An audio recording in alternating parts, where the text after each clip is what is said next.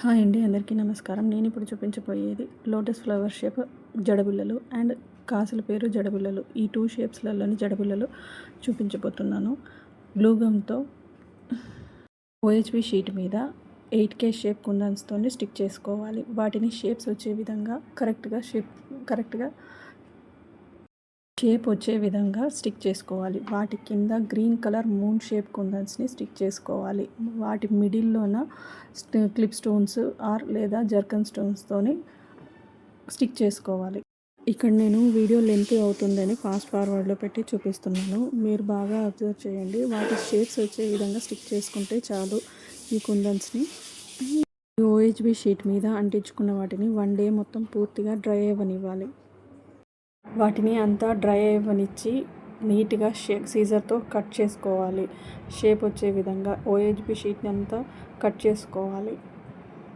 ఇప్పుడు సెంటర్లో పెద్ద జడబిళ్ళ ఒకటి రెడీ చేసుకోవాలి. నీట్గా దాన్ని కూడా అరేంజ్ చేసుకొని OHB షీట్ని నీట్గా ఎడ్జెస్ పించకుండా నీట్గా కట్ చేసుకోవాలి. చిన్న జడబిళ్ళలు ఎంత ఇంపార్టెంటో సెంటర్ జడబిళ్ళ కూడా పెద్దది అంతే ఇంపార్టెంట్. సో నీట్గా వాటిని అరేంజ్ చేసుకొని నీట్గా చేసుకుంటే ఎంతో హైలైట్లో కనిపిస్తుంది మన జడ. అలా అన్నీ స్టిక్ చేసుకొని అరేంజ్ చేసుకోవాలి. అలాగే కాసుల పేరుది కూడా అరేంజ్ చేసుకొని అన్నిటినీ నీట్గా సెట్ చేసుకొని కట్ చేసుకోవాలి. లోటస్లు, చిన్న లోటస్లు ప్లస్ పెద్ద జడబిళ్ళ కూడా అన్నిటినీ షేప్ వచ్చే విధంగా కట్ చేసుకోవాలి.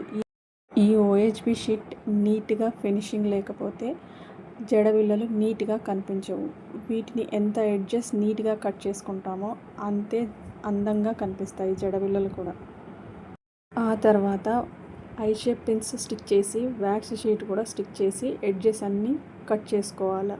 ఈ పిక్చర్లో చూపించే విధంగా నీట్గా అన్నిటినీ అరేంజ్ చేసుకొని పెట్టుకోవాలి. ఫ్రెంచ్ ఫ్లాట్ వేసుకున్నప్పుడు ఒక విధంగా, స్ట్రైట్ జడ వేసుకున్నప్పుడు ఒక విధంగా జడలో పెట్టుకోవడం వల్ల జడ ఇంకా హైలైట్లో కనిపిస్తుంది. ఎవరికైనా కావాలి అన్నప్పుడు DM చేయండి లేదా సబ్స్క్రైబ్ చేసుకోండి. లైక్ చేయండి, షేర్ చేయండి, సబ్స్క్రైబ్ చేసుకోండి నా ఛానల్ని.